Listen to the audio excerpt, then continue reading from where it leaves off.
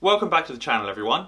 In this video I'm going to give you the truth about property investing and also give you a step-by-step guide on how to actually start property investing. A lot of gurus out there will suggest that the most important thing to do to start property investing will be to buy their course, which only costs $997. But be quick, because there's a one-time only 95% off sale going on. But to be honest, a lot of what I know about property investing was found online for free. I also learned a lot about property investing from speaking to friends and family and other people that I know that actually invest in property. Courses can be helpful to collate all of that information that might take you years to find, but they're definitely not necessary. So what are the 6 key steps that you can take to actually start investing in property? But before we get any further into the video, only about 12% of you are actually subscribed to the channel, which is really low. So subscribe. It's free and you can always unsubscribe later. Now let's get into the video. Step number 1, to cut a long story short, is to start saving. This is probably the most important part of property investing and something you have to do before anything else on this list. Property isn't free and you're going to need money to actually invest in property. There are some strategies touted, such as lease options, rent to rent and deal sourcing, where you can make money in property with very little money. But A, these strategies also aren't free, and B, these strategies are actually a lot more complex and have a much lower chance of success than regular property investing. Saving more money has 2 sides to it, like 2 sides of a coin. You can either A, save more money, or B, earn more money. So let's start by talking about saving more money. And to do this, you want to start by downloading probably the last 3 months of bank statements and classifying all your expenditure. Maybe you have rent, travel, utilities, food, clothing, smoking, alcohol and other entertainment. You want to review all your spending and figure out where you can cut back. Even if you manage to cut out £100 a month worth of smoking and partying, that's over £1,000 a year you'll be saving. Maybe you could downsize your property or move 20 minutes further away and be saving £300 a month on your rent. Now that adds up to over £3,000 a year. And although £1,000 a year or £3,000 a year doesn't really sound like much, if you started saving a few £1,000s a year at the age of 18, then you could probably buy your first property by the age of 23 or even younger. You could also combine the strategy of saving more with investing.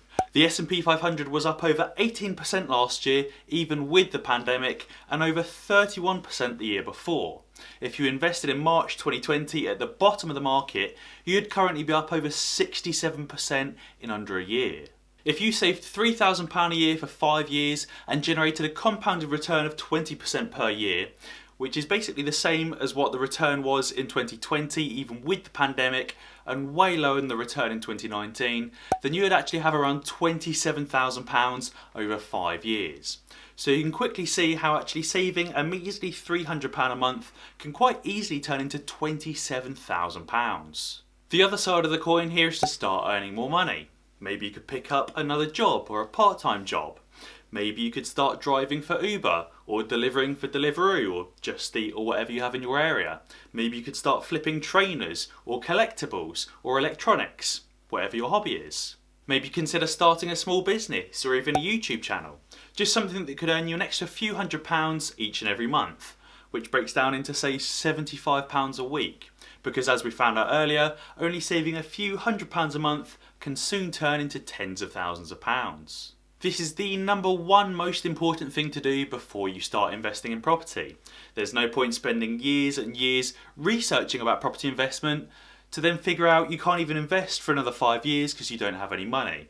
Start saving first and figure everything else out along the way. If you've already started saving and you want to invest in something like the S&P 500, or maybe you've got a few favourite stocks like Amazon, Tesla and Facebook, well, be sure to sign up to Free Trade using my link down below in the description to get a free share worth up to £200 when you invest a minimum of £1. Yep, that's right, you only have to invest £1 and you will get a free share worth up to £200. Step number 2 is to research. Put in the hours and learn about property. Learn about the strategies, learn about taxes, learn about property prices in your area, learn about the renovation costs of kitchens, bathrooms, staircases, carpets, paint, anything that you might want to change in a property. Pretty much everything to do with property investing can be found on the internet. Google is one of the most powerful search engines in the world for a reason, and its possibilities are endless. I guess the tough part is knowing where to look. For example, I know that if you sell a private residence and you've lived in that property for the entire time that you owned it and you generate a profit, there's a tax exemption called PPR relief, or Principal Private Residence Relief. But if you didn't know the name of that tax exemption or that it existed, how would you know where to find it? I started learning about property investing at the age of 17, and I reckon I've done about an hour of research every single day. Some days I probably did no research, but then some days I spent 5 hours straight researching flat out. So on average, probably about an hour a day. I'm 24 now, nearly 25, so that's over 3,000 hours worth of research that I've done. This is where investing courses can be helpful sometimes, as it condenses about 3,000 hours worth of research into a 5 to 10 hour course. Firstly, you need to research about the different strategies of property investing. Are you going to buy a property that needs renovation and then rent it out? So brr. Or are you going to buy a property that's ready to go and rent it out right off the bat? So traditional buy to let. Or maybe you don't really fancy being a landlord and you want to buy, renovate and sell a property. So property flipping. The benefit to property flipping is that you get 100% of the cash out of every single deal rather than leaving 25% of the equity in the deal, because obviously you have to have 25% equity in each and every mortgage, or maybe even more. Maybe you've just inherited quite a bit of money or recently sold a business and you want to go into property development, buying or converting land, building properties on them and then selling them off. Or maybe you don't want anything to do with residential property at all and you want to buy office space or warehouse space or commercial units and rent them out to businesses. You're probably going to want to research each and every one of these investment strategies and then maybe pick your favourite one. Once you've picked your favourite, maybe you want to learn about the taxes on these as well. Is it a long-term form of investment where you're going to pay capital gains tax on your profits? Or is it more of a short-term trade or flipping where you're going to pay income tax? Is there going to be any PPR relief or maybe rollover relief on commercial properties? You're then going to want to study Rightmove for countless hours to work out the average values of properties in your area. Maybe a 1-bed property or a 3-bed property or whatever it might be. Because that way you'll know that as soon as a deal comes up, you'll know whether it's a good deal or not. Maybe a property comes up on Sycamore Avenue and you know that properties on Sycamore Avenue typically sell for about $300,000 to $320,000. But this one here is listed for $200,000 because it needs some major works. Sounds like a great deal. But to know if it's a good deal or not, you're also going to need to know about the cost of renovations. How much is a bathroom suite? How much are you going to have to pay a plumber to install it? What about a tiler and a mastic man? Is it currently a gravity-fed water system or is it mains pressured? Because you're probably going to want mains pressured so that you can have a shower in there as well as a bath. Step number 3 is to set yourself a target income, and this one you can do while you're researching about property. Everyone's goal when investing in property is to make money, but how much money is enough money? Maybe you want enough money to replace your full-time income. Maybe for some people that's £30,000 a year, or £50,000 a year, or maybe £100,000 a year. Maybe that works out to be 1 property flip a year, or 2, or 3. Or maybe you want to be a landlord instead and you reckon that's probably going to be 6 properties, or 10 properties, or maybe 20 properties. You're going to need to break your target goal down into chunks to figure out how many flips you need to do a year or how many properties you need to own to bring in that monthly rental income. Step number 4 is to put a plan together to get to your target income and write it down. But you need to be honest with yourself and write down your entire plan. What property strategy are you going to choose? Why that strategy? Are you going to combine strategies and maybe flip your first 2 or 3 properties and then go on to becoming a landlord? What location are you going to invest in? And I personally recommend investing somewhere quite close to yourself and quite local, because it's very easy to pop down there and do some of the renovation works yourself. Maybe you could pop down one day after work and paint a few walls. Or maybe pop down there for a weekend and install some new skirting board and change the ironmongery on all the doors in the kitchen and elsewhere in the property. You don't want to be driving 2 hours to a property and 2 hours back just to paint a few walls, because then all of a sudden your refurbishment is going to cost a lot more than you thought it was going to, because you've spent about an extra £1,000 on petrol driving to and from the property every day for a few months.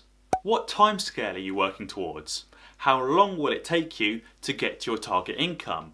Are you going to be buying one property a year, or two, or three, or maybe even more? How long will it take you to save a new deposit between each property purchase? Have you included any money from refinancings? What if the market doesn't go your way and you can't pull out extra money from a refinance? If I were you, I'd probably come up with a best case scenario of how long it's going to take you to reach your target income and a worst case scenario. And maybe in this scenario include a few car breakdowns or problems or some unexpected expenditure, and that you can't really make any additional money through refinancing and bits and pieces like that, just to be safe. Because chances are you're probably going to be closer to the worst case scenario, unfortunately, than the best case scenario.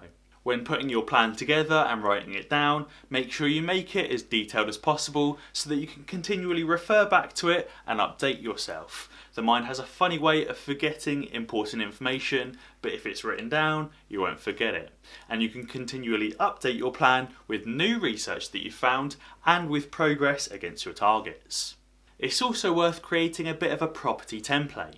Maybe you're doing your first renovation and you find this can of paint. The paint's really resilient, it's not too expensive, it doesn't scuff or leave marks very easily, it's got good coverage, really easy to apply, and it's a great colour.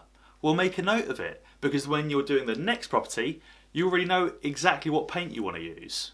Maybe you find a really nice bathroom suite that's really good on price, but also visually appealing. Well, make a note of it. Note down the supplier and all of the components so that you can order it again next time. But maybe you find a really nice recessed tap that needs to be recessed this far into a wall. And then you realise that your walls are only this thick. Make a note of that. Note it down so that you don't make the same mistake again and that you can buy a different tap instead. Step number 5 is to learn your market. The more time that you spend on Rightmove researching about property, the easier it is to find a good deal. Let's say that the first property you plan on buying is a 1-bed property. A great starter home. Then research the typical sales values of 1-bed properties in your area and areas close to you. Maybe some areas are more expensive than other areas. Maybe some properties are a little bit bigger than other properties, even though they're only 1-bedroom properties. Maybe some properties are near a train station or train tracks. Maybe some aren't. There's about 1,000,001 things that can affect the value of a property, and the more of these you learn, the easier it is to spot a deal in the future. If you find a property that's up for sale 2 miles away from you for £200,000, that might sound like a really good deal compared to the property that was sold 5 miles away for £250,000. But if you find out that the property close to you is close to train tracks and an electricity pylon and needs a major renovation and it's in a bad area, then all of a sudden it doesn't really sound like a great deal anymore. Step number 6 is to find reliable tradesmen. Now, I don't want to say build a power team because that makes me sound like a guru that's trying to sell you an overly priced course. But I do really think it's important to find good, reliable tradesmen that are well priced, good at their job, turn up on time, and many other things just like that. And you can only really find it through trial and error. Some tradesmen are absolutely great, but they're booked out 6 months in advance, and therefore it's an absolute nightmare to try and get a renovation done in a short period of time. Some tradesmen you might be able to get round next week, but they'll charge you 3 times the going rate. Some tradesmen turn up for work 2 hours late and clock off an hour early, and some are just frankly terrible at their job.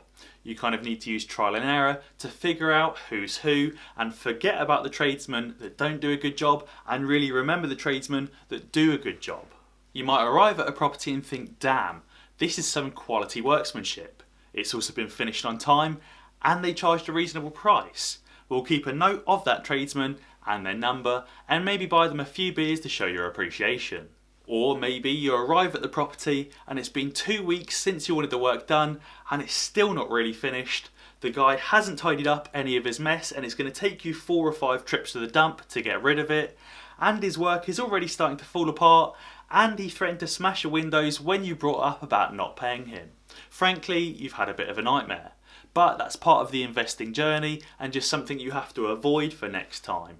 These, I think, are the 6 most important steps to start property investing. Once you've got all 6 of these steps in place, you'll be well on your way to being a successful property investor. feel free to check out some of my other videos in my property investing playlist where I've covered in depth pretty much everything that I've spoken about in this video. I've got videos all the way from saving tips to explaining those property investing strategies, all the way to helping you find a deal on Rightmove. So be sure to subscribe to the channel and ding the notification bell, because that way you'll be alerted when I upload a new video. Cheers!